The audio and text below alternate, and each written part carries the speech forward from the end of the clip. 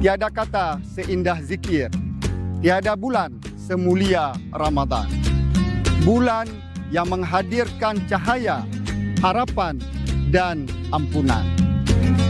Pasca bencana hidrometeorologi, mari kita bangkit dengan kesabaran dan keikhlasan, saling menguatkan dalam kebersamaan, seraya menghidupkan nilai-nilai syariat Islam dalam setiap langkah kehidupan kita.